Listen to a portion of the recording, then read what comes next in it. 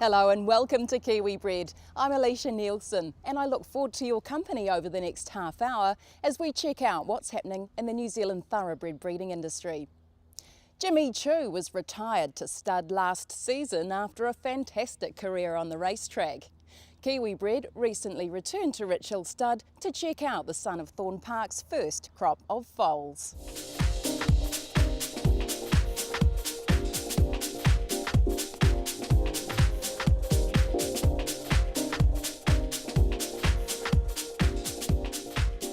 John, Jimmy's been here in his new role at stud for a little over a year now. How pleased has Richhill been with the way he's progressed? Well, look, Alisha, he's one of these horses that absolutely everything's gone right for since we bought into the horse, which is unusual in our industry. But of course, at the time he retired, he was a 5 times Group 1 winning son of Thorne Park and a Group 1 winner in Australia, which is vitally important for us to market the horse.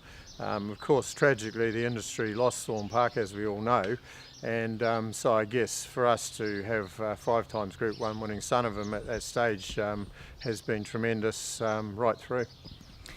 As a racehorse, Jimmy Choux was a standout on type for his athleticism and physique. How has he developed physically over the last 12 months? Well, look, you can see the horse now. He's let down into a lovely horse. He always was an attractive individual.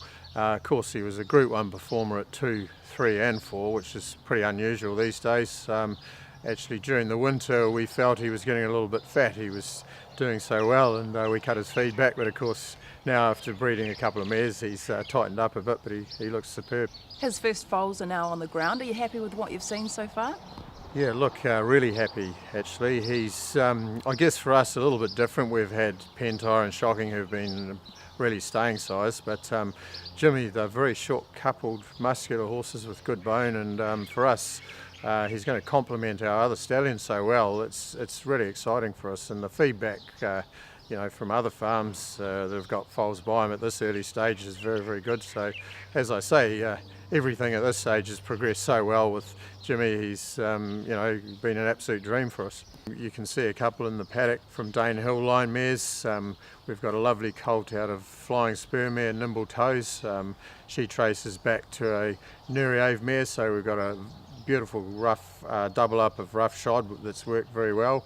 We've got another filly out of Nuccina who's a Danehill mare, so again got that blood that's really going to cross well with them. We've got another nice colt out of a Keepa mare called Keepa Cheval, who's quite special to us because she's a half sister to King Mufasa, and of course to have Jimmy and Mufasa had some great clashes last year, so to have such a close relative is very, very exciting. And of course Frills is a Bertolini mare. Again, you've got that Danzig blood. It's only early September, so these are the horses that are available at the moment, but you can see there is quite a good concentration of Danzig Danehill blood, which people have felt will cross very well with them. Jimmy's temperament's been a dream to work with too. Is that carried over with his foal? Yeah, it has, Alisha. I mean, as we know, as a racehorse, he was a bit of a cult figure, and the public loved him and the stable loved him, and his foals have inherited that personality.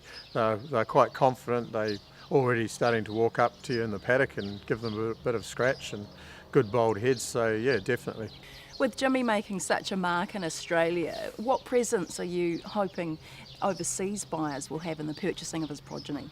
Well, it's great from a marketing point of view that he was a Group 1 winner in Australia, and not only a Group 1, he won a Group 1 3-year-old race, the Rosehill Guineas, and I was over in Sydney at the time when he raced in the Guineas selling yearlings, and the talk about Jimmy in Sydney was absolutely incredible. He was the talk of the town after he blew them away in the Guineas. So for us, it's going to make it very easy to market his horses to our major market, and of course being a son of Thorne Park who's thrived in Hong Kong and other countries, that's another factor in the equation. On pedigree, John, what lines do you feel will cross well with Jimmy Choux?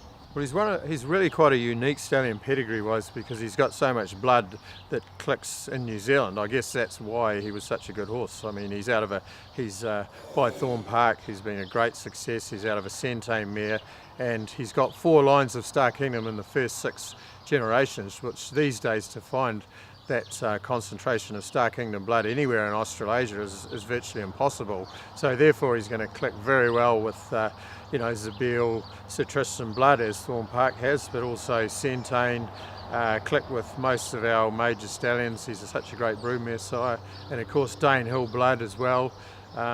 So really Pentyre blood, there's just a great selection of stallions as broodmare sires that are going to work with them in New Zealand. He had a good book last year, serving around 110 mares. How's it shaping up this season?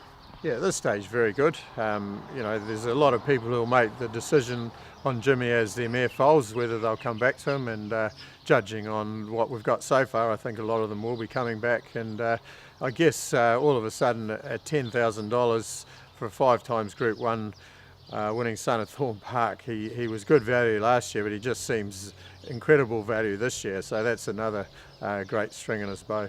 John, you've mentioned some of his success. No stallion currently standing in New Zealand has won more Group 1s than Jimmy Choux. His service fee of $10,000, he stands for the same price this year. Why no change?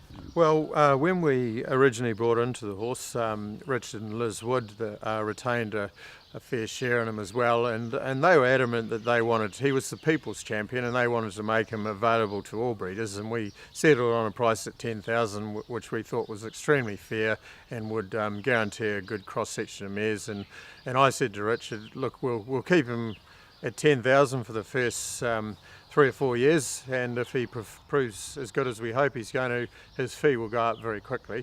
Confirmation value, performance and pedigree, you just don't get a horse with all those factors at $10,000 very often.